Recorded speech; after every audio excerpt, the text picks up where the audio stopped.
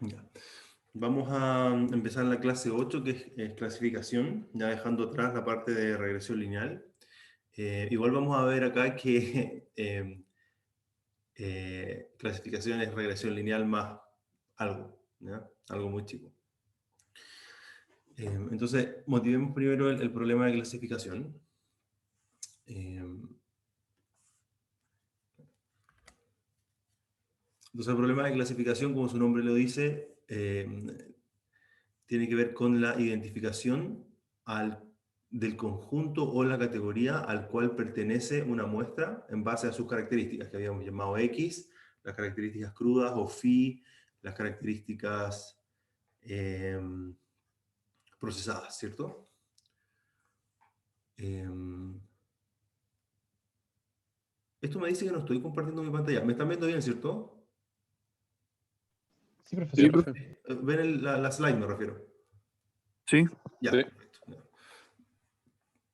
Entonces, por supuesto, esto es un caso de aprendizaje supervisado y puede ser visto como un problema de regresión, porque para cada instancia, que está acá, X, yo tengo que asignar una etiqueta o clase, ¿cierto? Que es C, que va a ser 1, por ejemplo, para las azules y 0 o 2 para las cruces. ¿Ya? Entonces es un problema de regresión, pero el conjunto de llegada no es un continuo, como teníamos antes, eh, sino que es un conjunto que tiene solo dos elementos. Entonces, cuando hablemos de datos, como hablábamos en la regresión lineal, los datos van a ser de esta forma. Es problema supervisado, así que tienen la misma forma. Pero estos van a ser subconjunto ahora de un Rn cruz 01, por ejemplo, en vez de Rn cruz R, que teníamos antes. Bueno, este 01 en realidad puede ser el conjunto C1, C2, ¿ya? Pero yo asigno por conveniencia, como vamos a ver después, el valor 0 y 1 a las clases. ¿Ya? Esto, por supuesto, en el caso binario, ¿ya? Donde tenemos solo dos clases, pero en el caso general, donde tenemos K clases, el conjunto de llegada es el conjunto que tiene los elementos 1, 2 hasta K. ¿Ya? Ese es el índice de la clase. Y los métodos que vamos a ver ahora son KNN, bueno, no ahora, sino en la sección de clasificación del curso. KNN, cada vecinos más cercanos, regresión logística y máquinas de soporte vectorial. ¿Ya? Para esto, pueden leer la primera o las primeras dos páginas del apunte, ahí está explicado. Y en esta clase nos vamos a enfocar en algo que es más general que estos tres métodos o cualquier otro, que es la formulación del problema de clasificación, ¿ya? Que subyace a estos tres métodos y a cualquier otro en realidad. Entonces, primero hablemos de clasificación lineal. ¿Ya? Vamos de a poco saliendo de regresión y aquí se van a dar cuenta que en realidad es lo mismo. Entonces consideremos un caso binario. ¿Ya? Tenemos K igual dos clases, como el que teníamos antes, como algo como esto que está acá, ¿cierto? Dos clases y tenemos dos... esto no sé si podré reciclarlo esto, ¿no? A ver, si hago así. No, no. Solamente para las cosas que yo dibujo. No para las cosas que están acá. Ya no importa. Voy a hacer un dibujo rápido entonces aquí. Entonces supongamos que tenemos de nuevo un problema de regresión, de clasificación, perdón. Tengo mis datos clase 1 y mis datos clase 2, pero en realidad da lo mismo en las clases. Lo que quiero decir es que tengo un clasificador que está ahí, ¿ya? Y mi clasificador va a ser lineal, o sea, la región que divide clase 1 de clase 2, clase 1 de clase 2, ¿ya? Da lo mismo los puntos en particular, pero esta región es clase 2 y esta región es clase 1. Voy a decir que es una línea, ¿ya? Y antes de hablar de los métodos de clasificación en particular, quiero entender un poco qué hace esta línea. Para eso son estas primeras dos o tres slides.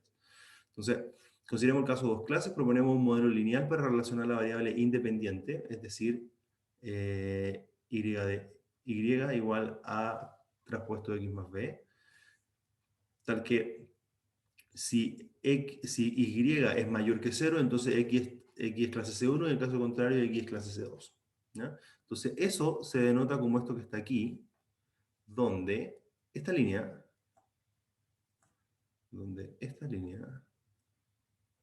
es y de x igual a traspuesto x más b igual 0.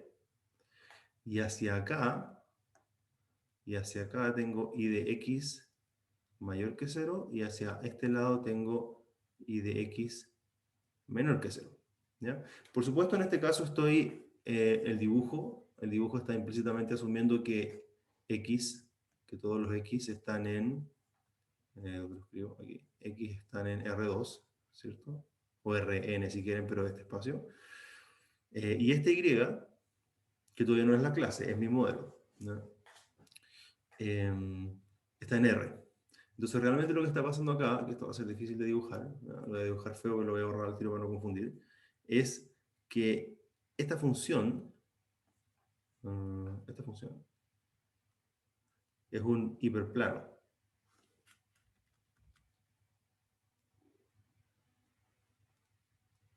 ¿Ya?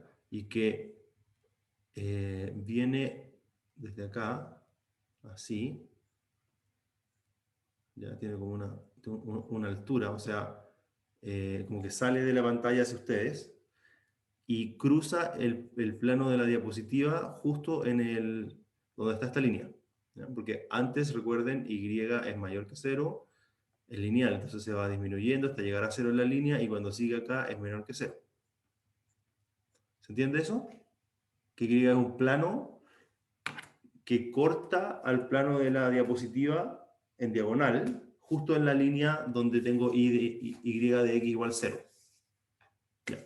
Entonces, ese plano es nuestro clasificador, porque ese plano va a asignar a todos los elementos de clase 1 con una y que es mayor que 0, y a todos los x que son clase 2 con un y que es menor que 0. Entonces, lo que es importante es la región de decisión, que es la línea y de x igual 0.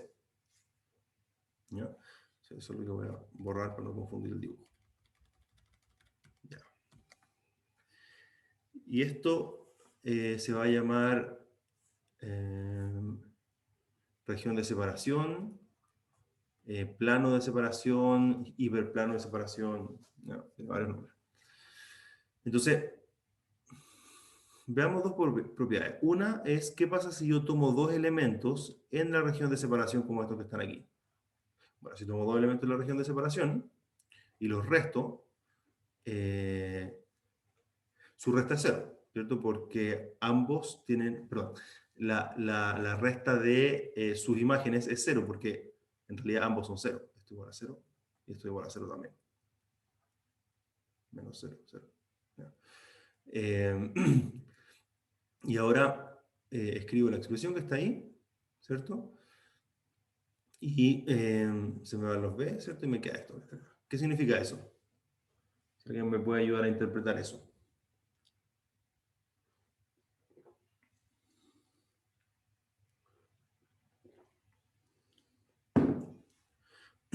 Voy a ver el chat, a ver si alguien está respondiendo por ahí. No. Ya. Esto me permite entender que el vector A es perpendicular a la región de decisión, porque si yo tomo cualquier par de puntos de la región de decisión, entonces esto me está diciendo que el producto punto entre A, o sea, un parámetro del modelo que está ahí, ¿no? Y el vector que va desde x2 hasta x1, o sea, ese, su producto punto es 0, entonces son perpendiculares. ¿Ya? Entonces, esto es para entender el rol del parámetro A. El parámetro A es perpendicular a la región de decisión. Entonces, cambiando A, la región de decisión va cambiando. Si yo muevo A 20 grados hacia la derecha, entonces la región de decisión también se mueve 20 grados a la derecha, porque siempre son perpendiculares. ¿Ya? Entonces, esa es como la primera intuición. ¿Ya? Intuición sobre cómo estos parámetros afectan la región de decisión. ¿Ya? La segunda intuición viene de acá, Observemos también que para cualquier X es la región de decisión, o sea, X rosado, X ahí, se tiene que la proyección de X sobre A, la proyección de X sobre A es eso que está ahí, ¿ya? Entonces, voy a dibujar el A. ¿Cómo lo puedo dibujar? Lo voy a dibujar aquí. Bueno, en este caso yo dibujé A así, ¿cierto? Pero voy a dibujarlo aquí, en el origen. Y lo voy a dibujar por otro lado, es más fácil para... perdón. No lo voy a dibujar por el lado que lo estaba dibujando. Allá. Ya. Entonces, ese es Pero, mi A. profe, ¿Sí? ¿eso es una proyección sobre el hiperplano que hace? No, es una proyección sobre el O vector sea, A. sobre el vector A. Sí, eso es lo que voy a hacer ahora, mira.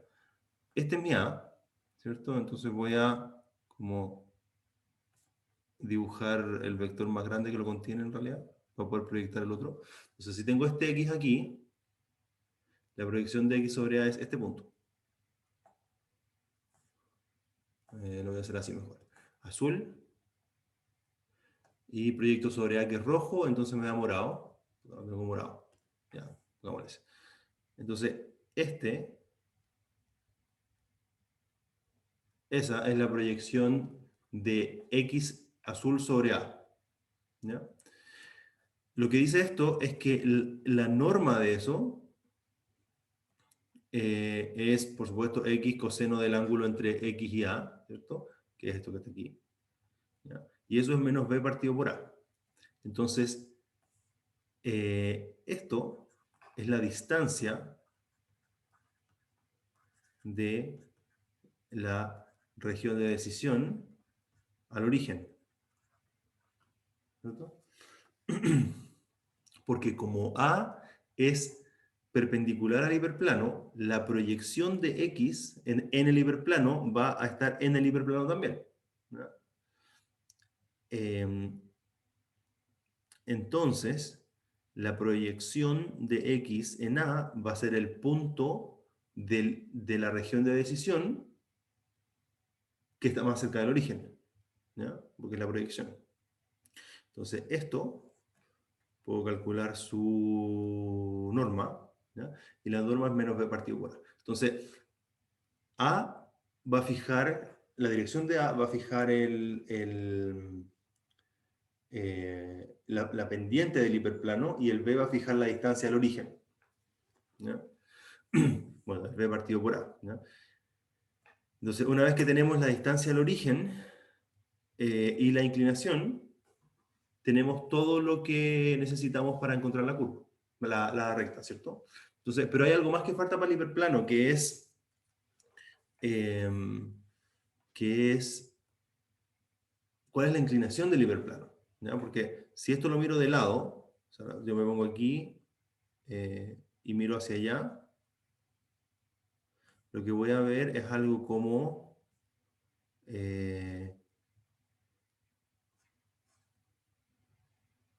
aquí están, este es mi plano, ¿ya? Este es mi plano, ¿sí? No, no el hiperplano de separación, perdón, sino el dominio, el R2. Y tengo algunas muestras acá y tengo algunas muestras acá. Entonces lo que voy a estar viendo que el YX viene como desde arriba, ¿cierto? Así. Y entra y pasa hacia abajo, así, ¿cierto? Entonces, la pregunta de cuál es este ángulo, falta todavía. O sea, si esto viene así o viene con más pendiente, o con más pendiente, o con menos pendiente. ¿Eso qué parámetro creen que lo va a dar?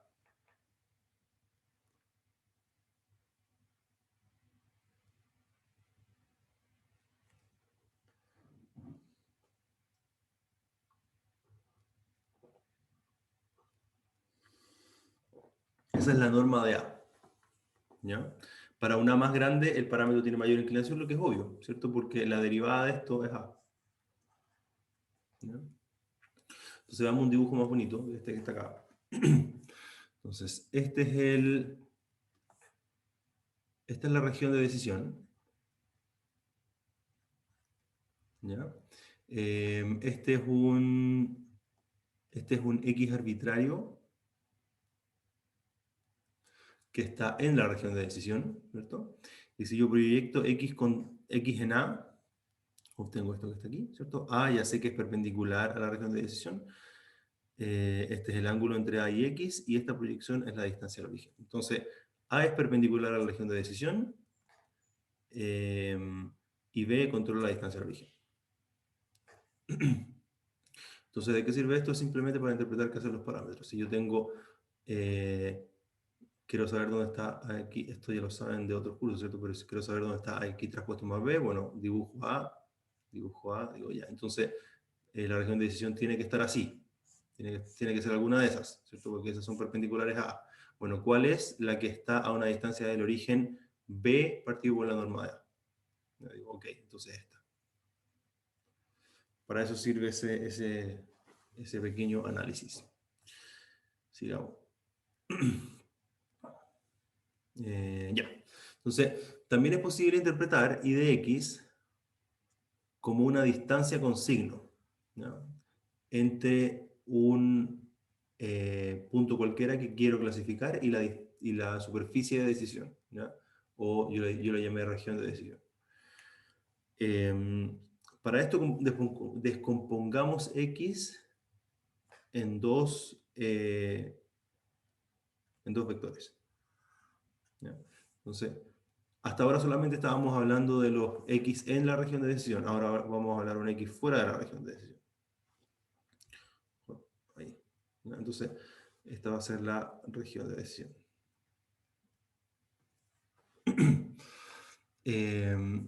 Y consideremos este X. ¿Ya? Ese X. Ese X lo vamos a descomponer en dos X. X perpendicular y esta cantidad. X perpendicular va a ser la proyección ortogonal de X en el hiperplano. O sea,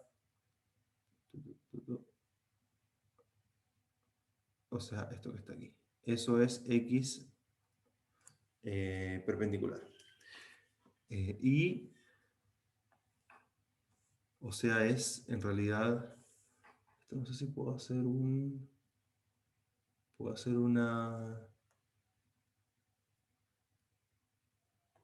dibujo que me quede, a ver, ¿será este? Sí, perfecto. No tengo mucho control en realidad, así que lo voy a tener que hacer a mano.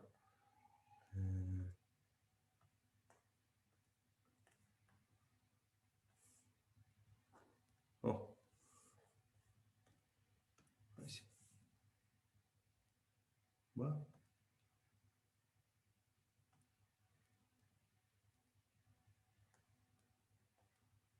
No sé si lo puedo desactivar. ¿Alguien sabe cómo desactivar esto? Ahí está, era eso. Entonces, por supuesto me va a quedar chueco. ¿Ya? Eso es X traspuesto. ¿Ya? Perdón, X perpendicular, que es la que está ahí. Y luego la perpendicular al hiperplano, que es de este color, que es esa. Que voy a llamar R A partido por norma de A. ¿Ya? Entonces, esta descomposición no es ortogonal, estos dos vectores no son ortogonales, pero mediante la suma igual reconstruyo X, ¿no? Esta es la proyección en el hiperplano y esto es eso que está ahí. ¿Y por qué está denotado de esa forma? Porque en primer lugar tiene dirección A, ¿ya? Tiene dirección A, y para eso está multiplicado por este vector unitario que lo puedo anotar así, vector unitario A, que tiene la dirección de A, pero está dividido por su norma.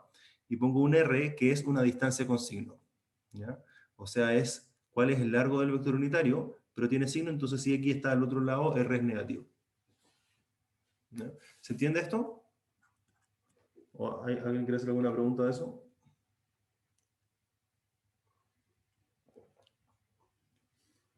Ya. Es un poco latero esto, pero después es muy importante que manejemos bien estas cosas porque en Support Vector Machines van a ser necesarias. Bueno, entonces evaluemos el Y de X, ya que es lo que el clasificador dice que la clase es, ¿no? O sea, si esto es positivo, el clasificador dice que esto es clase 1. yx, esta es la definición, ¿cierto? Aquí inyecto nuestra descomposición y podemos ver que tenemos un A traspuesto X ortogonal más B, pero X ortogonal está en la región de decisión, entonces eso tiene que ser 0. ¿Ya? Y nos queda solamente esta parte, se junta con el A, arriba se forma la norma cuadrada del A y queda esto. Entonces, ¿qué significa eso? Bueno, ahora puedo invertir y identificar esto. Entonces, como Y dice que la clase es 1 si, perdón, decimos que la clase es 1 si Y es positivo y la clase es 2 si Y es negativo. Entonces, R, para los que, para los que tienen clase 1 va a ser positivo y para los que tienen clase 2 va a ser negativo. ¿Ya? Y R, recuerden que es la distancia con signo. ¿Ya? Y está normalizado por A porque si mi hiperplano es más alto, está más alto, eso no cambia la asignación de clases, ¿no? O sea, lo que dibujé aquí, para un A cada vez más inclinado, eso no va a cambiar la asignación de clases, porque los positivos van a seguir siendo positivos, los negativos van a seguir siendo negativos y el 0 va a seguir siendo 0. ¿No? Pero sí, pero la distancia con signo no cambia, que acabo de definir, porque está dividido por A. ¿No? Entonces es efectivamente la distancia en el plano de los datos. Bien. Ahora, ¿qué pasa cuando tenemos múltiples clases? Hay varias formas de extenderlo. Primero voy a ilustrar dos que no sirven, pero son intuitivas, y después la que realmente usamos, ¿no? La primera es one versus rest. Voy a dibujar acá un ejemplo de tres clases. Tengo clase 1, clase 2, clase 3. ¿Ya? One versus rest significa que uno construye K-1 clasificadores binarios y discrimina la clase CK del resto, ¿no? ¿Qué significa eso? Que para este, por ejemplo, para la clase azul, yo construyo un clasificador que me dice la, mi nueva muestra, ¿ya? Es clase azul o no, ¿ya? Y hago lo mismo que hice antes acá en el caso binario y construyo ese para el azul, construyo este para el rojo, ¿cierto? Lo voy a dejar con los mismos colores para que se entienda. Ese para el azul, ese para el rojo y ese para el naranjo. ¿Ya? Entonces, el problema de eso es que queda una región acá, ¿ya? Que el primer clasificador me dice que no es azul, el segundo clasificador me dice que no es naranjo, y el tercer clasificador, perdón, que no es rojo, y el tercer clasificador me dice que no es naranjo. ¿Ya? Entonces, aquí no tengo idea de qué está pasando. Ese es one versus rest.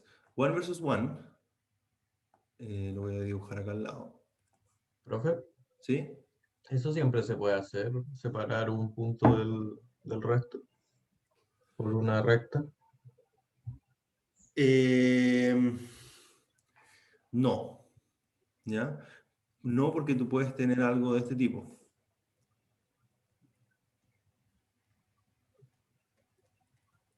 ¿Ya? Tú puedes tener algo así y puedes tener esto. ¿Ya? Entonces aquí la relación de clasificación que estoy buscando es como una cosa así. Ya. ¿Ya? Pero muy buena pregunta, porque es lo mismo que en clasificación lineal, perdón, en regresión lineal, cuando tú tienes esto,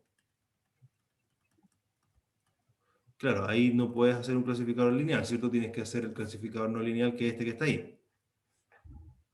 Perdón, regresión. Pero ¿te acuerdas cómo resolvimos ese problema? Con la introducción de un phi, ¿cierto?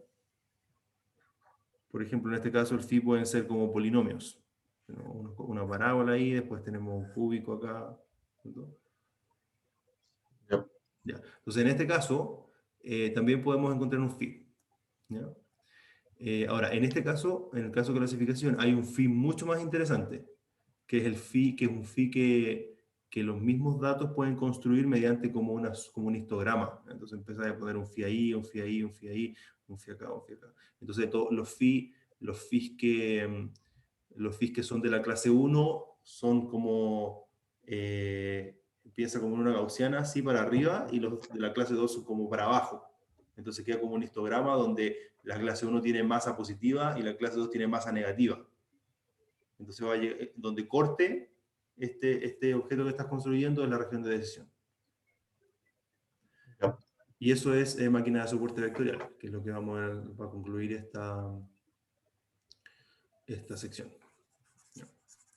Pero todo esto está basado en la formulación lineal, porque eso que acabo de construir es lineal, pero en otro phi. Entonces por eso vemos lineal primero. Ya. Y el caso one versus one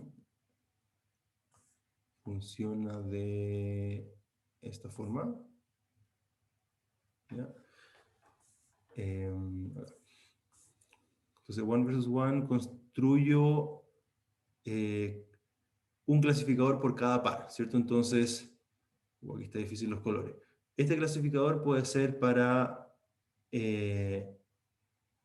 azul y rojo. Esto me separa azul y rojo. Después, este clasificador va a ser para rojo y naranjo. ¿Ya?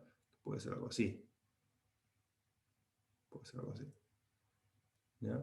Y para azul y naranjo, puede ser algo así. ¿Ya? Entonces, de nuevo me queda una región, aquí, ¿ya? Que la recta amarilla me dice que es rojo, la recta rosada me dice que es naranjo, y la recta celeste me dice que es rojo también. Uno podría hacer una votación ahí, ¿ya? Una votación, y hay más que me dicen que son rojos, pero igual hay una que me dice que es naranjo, ¿ya? Pero además, en esta formulación tenemos esto también. Sí, tenemos estas regiones, como lo que se forma hacia afuera. Bueno, aquí también estaba, ¿cierto? Eso. Y eso, la celeste me dice que es azul. Claro, la celeste me dice que es azul. La morada me dice que es roja. Y la amarilla también me dice que es roja. Uno podría votar, pero igual no es... O sea, a mí me gustaría que toda la región del plano, que cada región del plano tuviera una única asignación, ¿cierto? Porque uno podría decir, claro, aquí dos de 3 regiones te dijeron que era roja. Claro, pero la tercera región puede haber tenido más datos, entonces le tengo que creer más. Entonces a mí me gustaría eventualmente tener algo como... O sea, si tengo... A ver, si tengo algo así...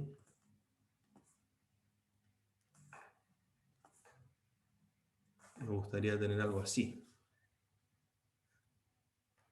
¿cierto? Donde esto es todo azul,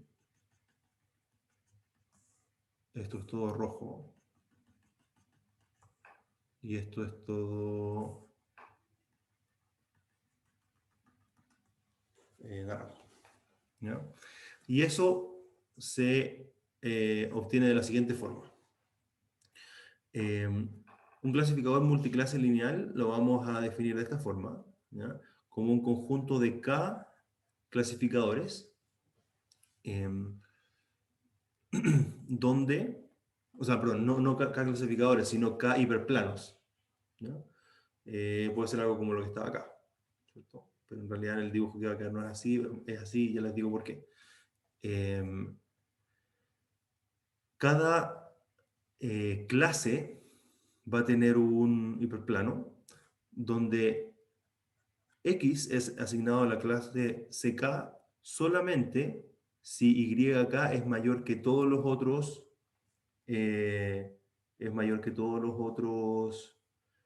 hiperplanos. Entonces, básicamente, esto es como un grado de pertenencia. Entonces, si para un X tengo un grado de pertenencia tal, perdón, si para un X veo los grados de pertenencia en todas las clases, para K igual 1, K igual 2, K igual 3, K igual 4, hasta acá igual K grande, y tomo el máximo, entonces eso me va a dar un dibujo como este que está aquí. ¿Ya? Entonces aquí uno puede ver que depende de la región, se empiezan a activar distintos planos. Entonces lo que está pasando acá es que hay un plano azul, que es este que está aquí, que viene como así, ¿cierto? Viene como entrando al plano de la slide, pero por otro lado viene otro plano en diagonal que es el naranjo, y por otro lado viene este plano en diagonal que es el rojo. Entonces, por supuesto, estos son dos planos, el azul y el rojo. El azul crece como hacia arriba y el rojo crece como hacia abajo a la izquierda. Entonces, llega un momento que se encuentran y definen esta región de separación. ¿Ya? Perdón, antes de explicar eso, en el caso de un plano, ¿ya? Uno podría decir, claro, pero esto tiene que ser consistente con el caso de un plano. O sea, si yo tengo K, estoy diciendo que cuando tengo K clases, tengo K planos, en el caso de dos clases debería tener dos planos, y estoy diciendo que tengo uno. ¿Ya? Pero es que este se puede considerar como el plano resta, ¿cierto? Yo en vez de decir un plano que corta cero, puedo decir hay un plano para la clase azul, y hay otro plano, para la clase roja. ¿Ya? Y cuando uno corta al otro, es la región de decisión. Entonces, como vienen así, hacia un lado hay uno que es positivo y el otro que es negativo, y hacia el otro lado están invertidos sus roles, ¿cierto? Entonces, yo podría tomar la resta de esos planos, decir X1, que es básicamente lo que está pasando acá, ¿ya? Y fijarme en ese plano, ¿ya? En este caso está descompuesto, y tenemos los planos independientes. Entonces, cuando yo miro dos clases, eso es lo que les estaba explicando antes, cuando miro dos clases como el azul y el rojo, pasa lo que obtengo en el caso binario, ¿cierto? Y tienen su región de decisión. Ahora, en esta dirección, uno podría ver que el crecimiento de los planos es más o menos perpendicular. Entonces, si yo me muevo hacia allá, el azul va a crecer un poco, pero no tanto, ¿ya? Entonces, defino otro plano que vaya exactamente en esa dirección y que crece más rápido que el azul y que el rojo. Entonces, cuando evalúo puntos acá, es este nuevo plano el que va a tener el valor más alto. Cuando miro puntos acá, es el azul el que va a tener valores más altos. Cuando miro acá, es el rojo el que va a tener valores más altos. Entonces, por eso se va a formar esto así. Son como unas montañas, y este es como un valle. ¿Ya? Eso. ¿Y qué ventajas posee este método? Que para cualquier región de todo el hiperplano asigna una y solo una clase. ¿Ya?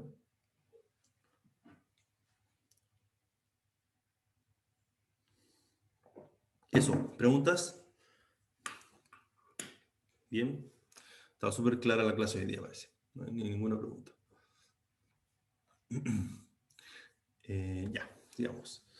Ahora, hasta ahora solamente hemos hablado de la interpretación de los parámetros del modelo lineal, de clasificación lineal, ¿cierto?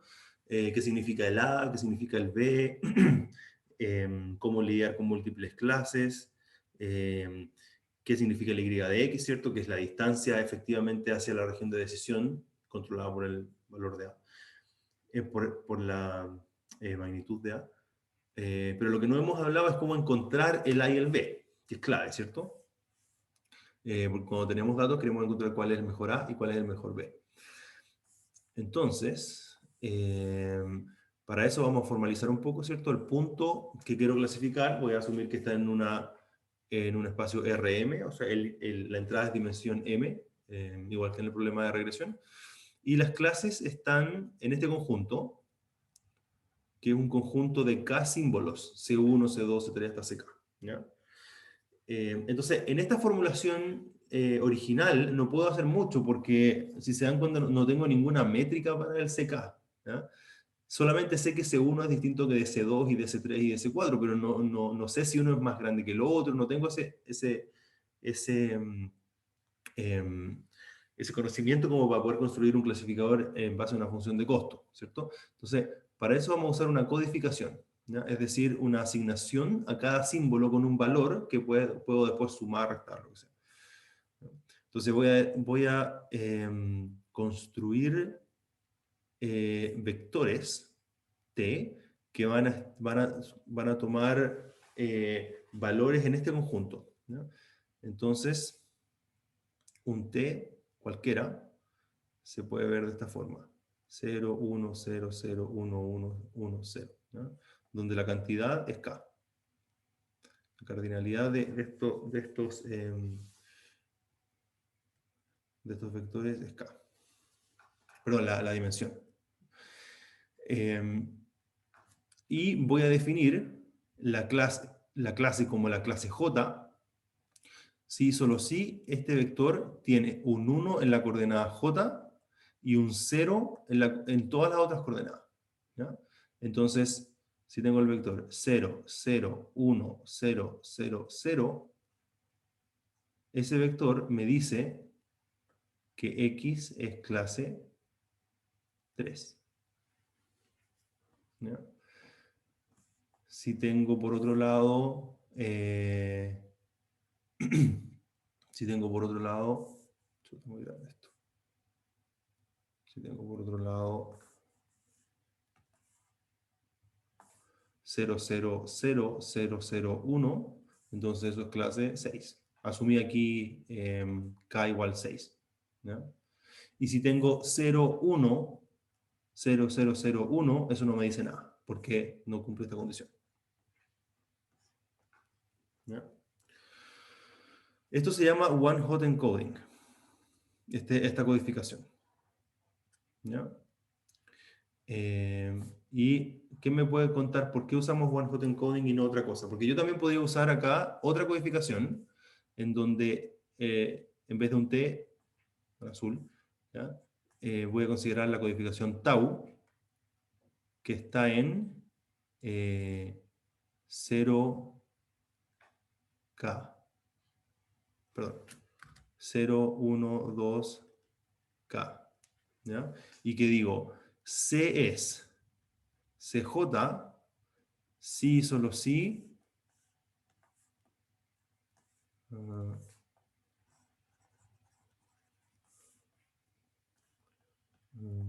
CSJ, si solo si tau igual J. ¿Ya? Entonces en este caso digo, tau igual 3, entonces X está en C3. Tau igual 4, entonces X está en C4. ¿Ya? Parece mucho más intuitiva esa codificación, en vez de estar definiendo un vector que tiene esta cantidad de elementos, ¿cierto? ¿Por qué no elijo esta?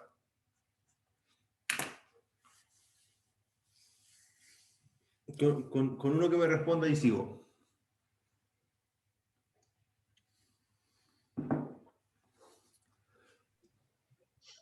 Quizás reconocer en qué clase estoy me cuesta menos. Con la primera, Sí, no, yo creo que reconocer es igual de fácil porque basta con inspeccionar, o sea, el tau, el valor me da la clase y el otro tengo que ver cuál es la coordenada no nula. Por ejemplo, yo podría hacer un producto punto claro. Con el tau producto punto, el vector canónico, y el único que se activa esa es la clase.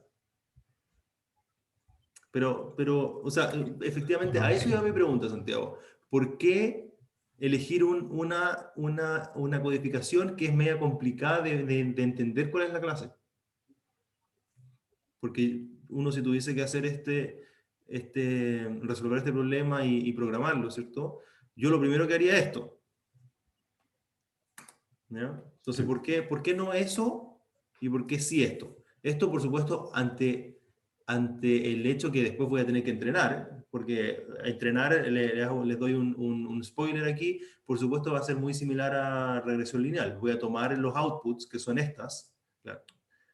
Todo esto lo estoy haciendo porque yo no puedo considerar esto como un output, porque no puedo hacer una función de costo en función de restar estas cosas. No puedo decir CK menos C3. Pero esto es pera, esto es manzana. No puedo restar pera y manzana. ¿ya? Entonces necesito una codificación de la clase que yo pueda entrar a la función de costo, ¿ya? Entonces, si yo tomo esto, cuando haga, por ejemplo, mínimos cuadrados, voy a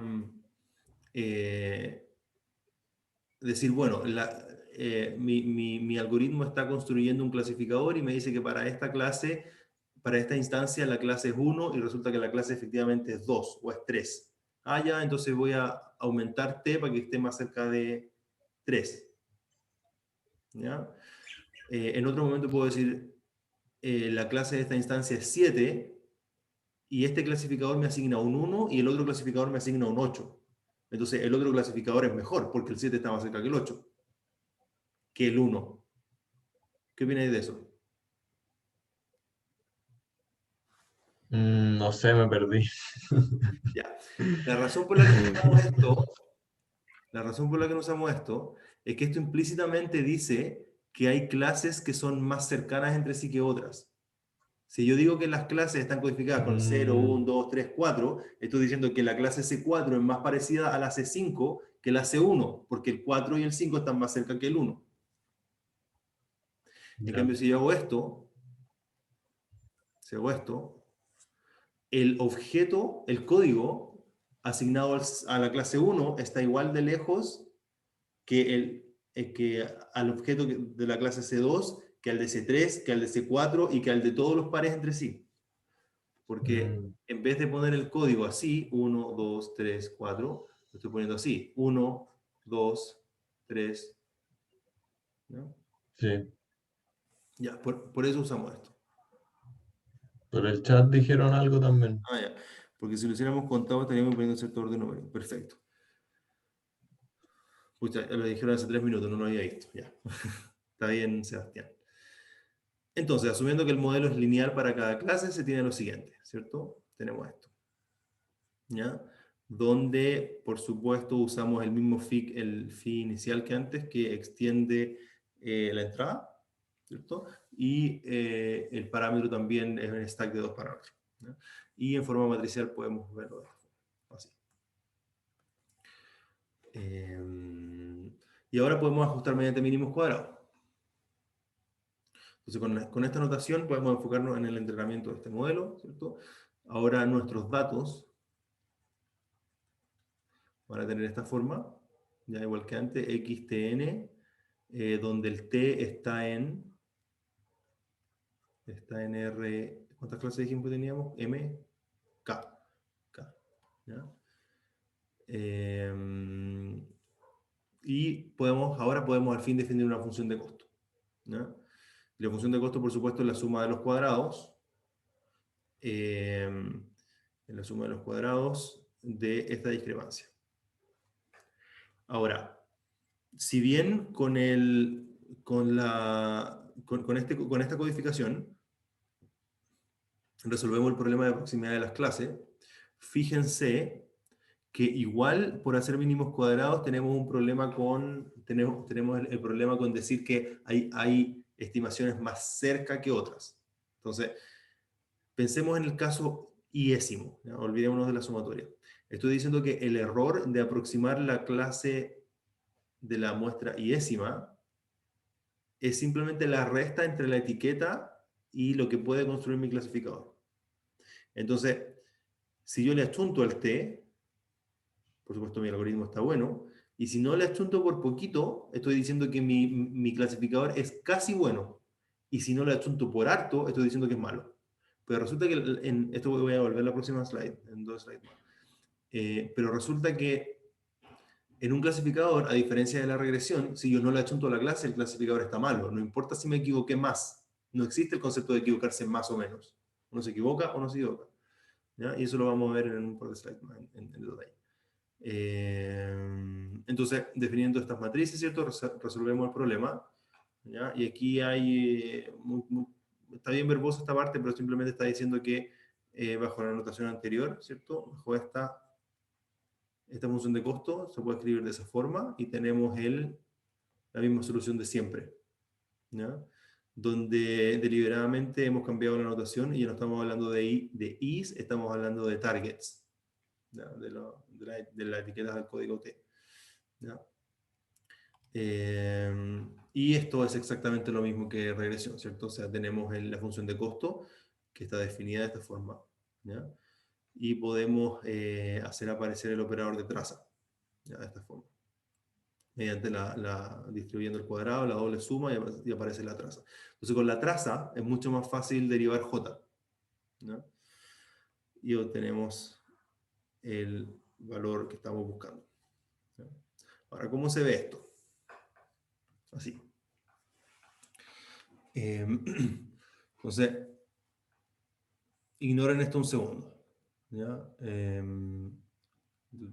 ¿Cómo lo puedo hacer? No. Así seguramente. No. Ya no importa. No tiene sentido. Se ve de esta forma. Entonces tengo dos clases, ¿cierto? Hago esta operación, tenemos acá, asigno a cada una un TI y hago mis mínimos cuadrados, ¿cierto? Y obtengo esta recta. ¿Ya? Está súper bien. El problema que tiene el construir un clasificador lineal mediante mínimos cuadrados. El problema acá, en este caso, el problema no es el clasificador, el problema es la forma en que encontramos el A y el B. ¿Por qué? Porque si yo agrego outliers, ¿ya? Punto o agrego estos elementos acá, ¿cierto? Y hago la misma operación, entonces la línea de decisión se movió desde acá, que estaba, ¿cierto?, hacia allá. Entonces, en primer lugar les pregunto, ¿tiene sentido que se haya movido? Por supuesto, ¿ya? Me respondí solo más encima. Porque lo que estoy minimizando es la suma de cuadrados con respecto a la discrepancia entre el target y mi modelo. Entonces, lo que estoy haciendo implícitamente es minimizar esa distancia.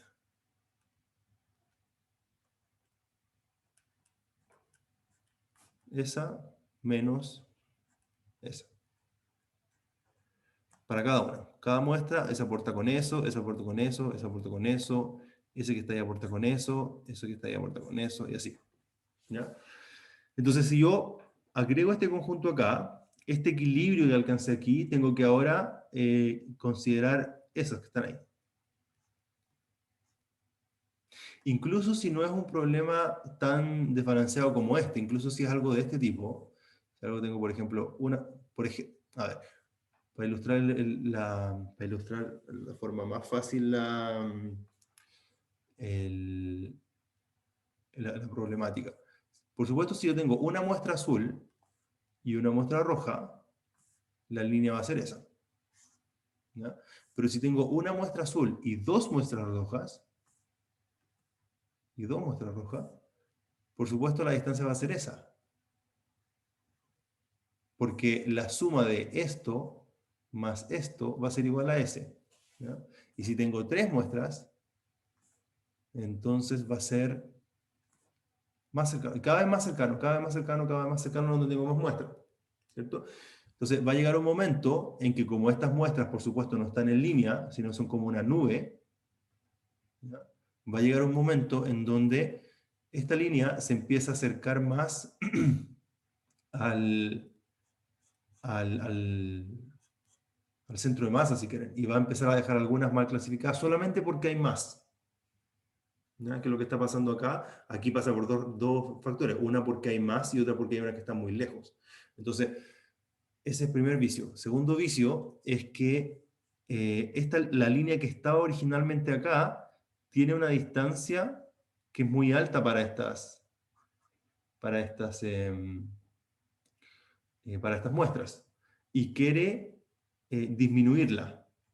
Pero no hay necesidad de disminuirla porque recuerden que el clasificador dice que si estas muestras me dan un Y negativo, si me da un Y negativo, entonces la clase roja está bien, pero la función de costo no está diciendo eso. La función de costo está diciendo que el Y tiene que ser el 1. No tiene que ser 1, puede ser 2, puede ser 10. ¿Ya? O el caso negativo no tiene que ser menos 1, puede ser menos 10 o menos 100. ¿Ya? Entonces, esta función de costo está mala. ¿Ya? Esta función de costo no sirve para clasificar. Y de eso se trata esta clase. ¿Ya? Que para el problema de clasificación hay que diseñar la buena función de costo. ¿Ya? No inyectarla de regresión lineal como cruzando los dedos para que la cuestión funcione, porque solamente funciona en el caso en que las clases están balanceadas y se ven iguales. ¿Ya? Pero cuando no están balanceadas ocurren estos vicios. ¿Ya? Porque lo que tiene que ir en la función de costo no es el valor del Y, es el valor del C. Pero por supuesto C no tiene valor numérico y necesitamos una codificación, ¿cierto? Y esto básicamente aflora por el hecho de que es incorrecto pensar que el costo crece con la distancia, sino si está bien asignado el costo es 0 y si no está bien asignado el costo es constante. Ahora, eso también es problemático, porque si yo le achunto el costo es 0 y si no le achunto el costo es 1, por ejemplo, no puedo usar todas las técnicas que hemos conversado hasta ahora de optimización con derivada. Tengo que aquí el costo es 0 y aquí el costo es 1 y ocupo un algoritmo con derivadas, no sé qué tengo que ir hacia acá, al 0, ¿ya? Al costo, para minimizar el costo. Esa es la clase de hoy y en los últimos 2 minutos les quiero mostrar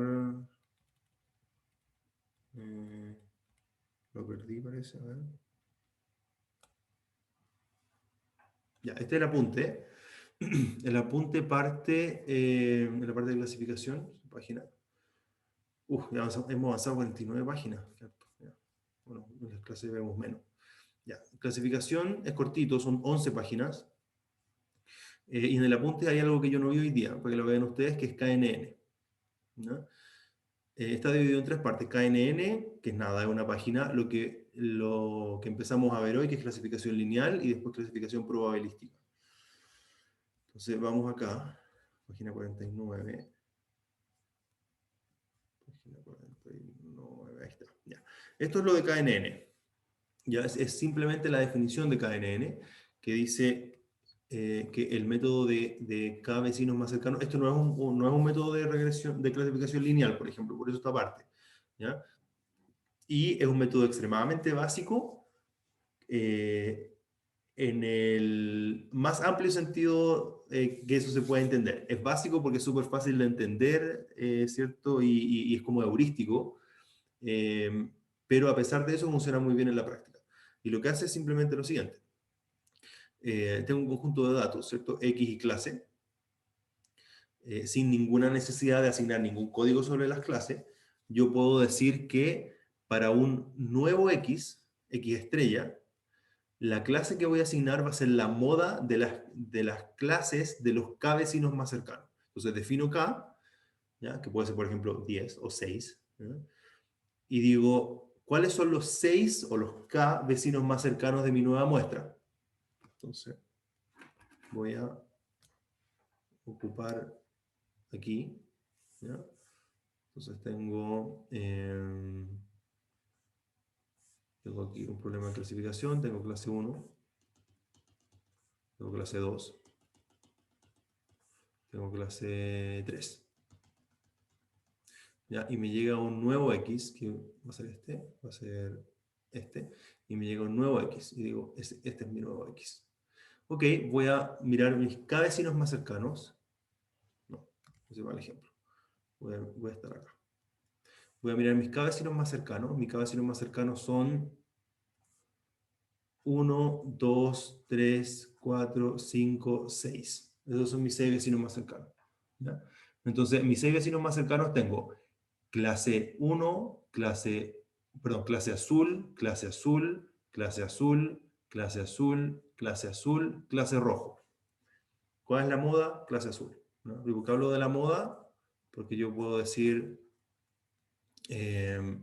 aquí tengo clase azul, clase roja, clase naranja.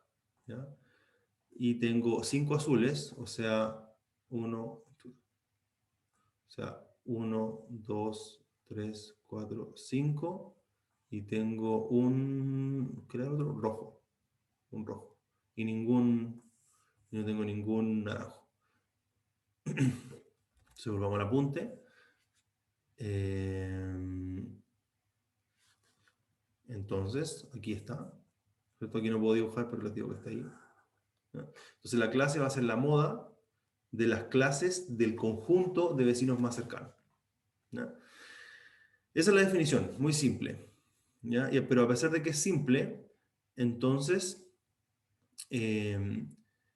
uno puede ver que uno puede definir, entender esto como un clasificador bayesiano, ¿cierto? Donde lo que estoy haciendo realmente es encontrar la clase que maximiza la probabilidad de la probabilidad P de clase dado X.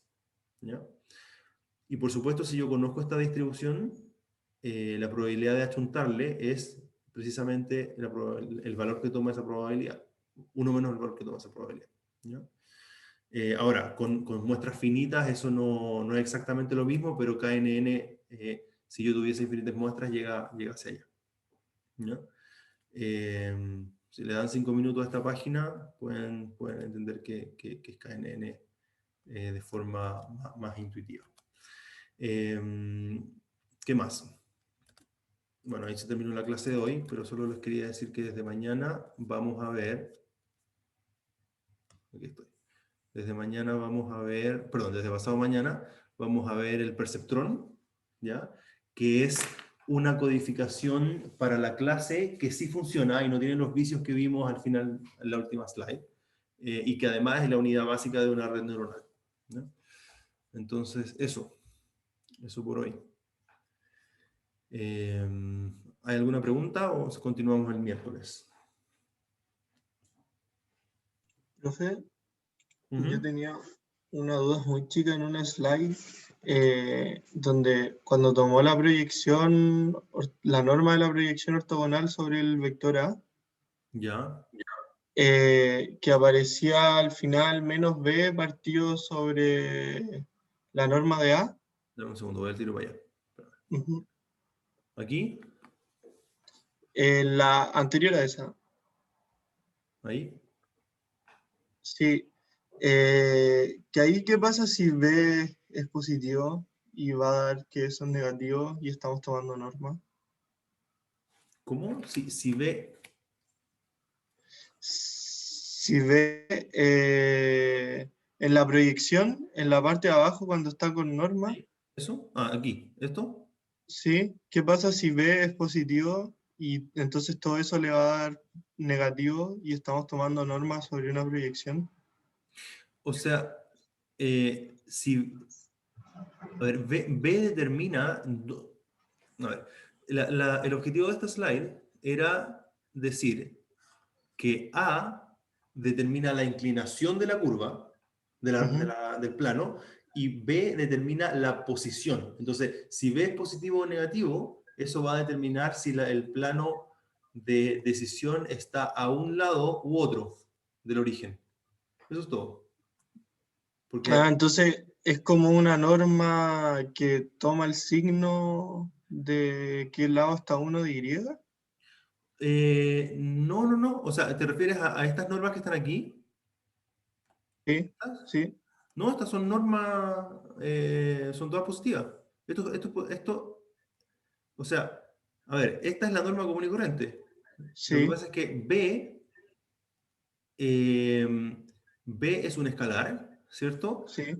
Pero uno puede entender como el menos B como esa distancia. No, Entonces, sí, ¿sí? sí, sí, mi único rollo no es tanto con la interpretación, es como una cosa cuadrada, como mía, que estamos como igualando a ambos lados. En un lado tenemos algo que es positivo porque es una norma, que es la predicción de algo, y al Ah, otro perdón, lado ya, tenemos perdón. algo que no. Sí, Eso. sí, ya, perdón, ahora entendí. Ya. A ver, ya, ahora lo vi. Sí, seguramente hay un error acá entonces. Déjame ver el punto que dice. La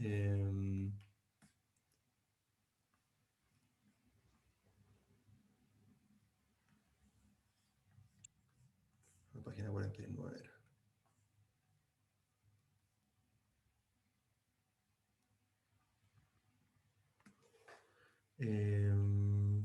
Menos, más.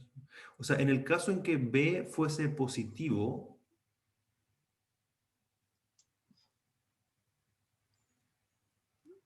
Yo, perdón, ya. Creo que ya lo vi. Lo que dije antes, o sea, confirmo lo que dije antes. En este caso, menos B debería ser positivo, ¿cierto? Porque esto es el menos B. Esto que está aquí. Perdón. Aquí. Eso es menos B. Particular. En el caso contrario, el hiperplano está al otro lado de la región, o sea, del origen, está aquí, ¿ya? Y esto, que es el menos B partido por A, cambia de signo.